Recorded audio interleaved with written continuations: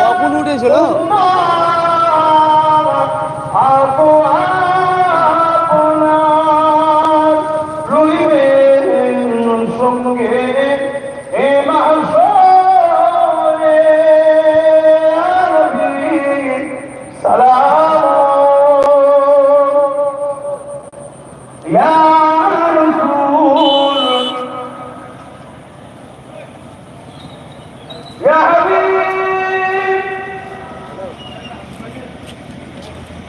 কটায় উঠেছিল ভাইজান?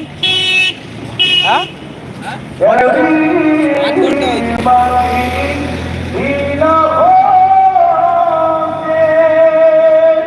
সব কিছুই পারে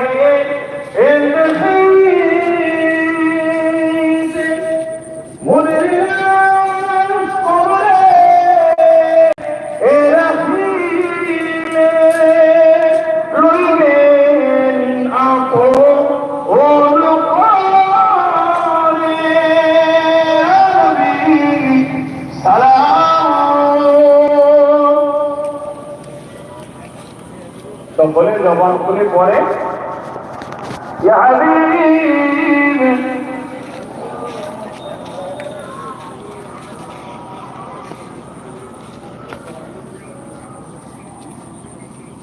দাঁড়িয়ে সালাম দেওয়া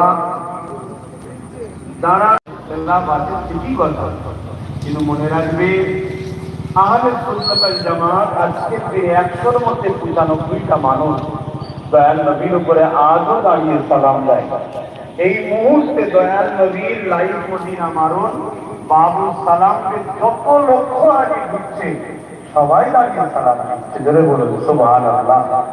এবং সালাম দরুদ পড়লে যেমন বেশি হয়, সালাম দিলে নবীর জবাবটা পাওয়া যায়, জোরে বলুন সুবহানাল্লাহ। আর রাসূলের পাকের কে আদব করা আর মহব্বত করার নাম হলো ঈমান। নামাজ, রোজা, হজ, যাকাত, দান, খায়রাত, দাড়ি, টুপি, ইলম অর্জন, এগুলো সব হলো আদব।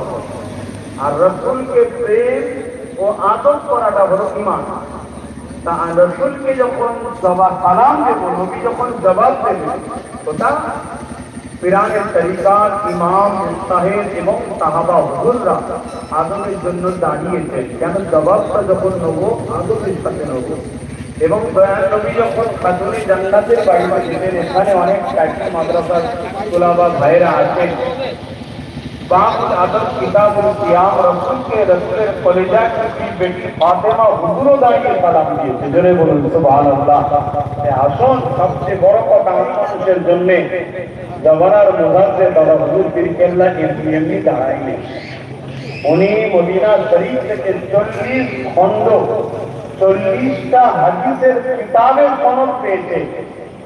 যেমন সিয়াসতটা হাদিস এখন পড়ানো হয়, বুখারী একটা হাদিস, মুসলিম একটা হাদিস, আবু দাউদ একটা হাদিস, এভাবে 40টা হাদিসের 40 পিস নয়, 40টা হাদিসে কত হাজারো হাদিস আছে। এরকম 40টা হাদিসের গ্রন্থ, কোন কোন রায়াত আছে পৃথিবীতে 50টা হাদিস গ্রন্থ আছে।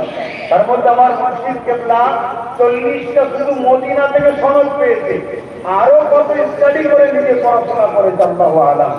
তিনার মতো ব্যক্তিও দাঁড়িয়ে দিয়ে আমার যথেষ্ট সেই ভক্তি ভালোবাসায় সালাম দেন। সালাম ইয়া রাসূল ইয়া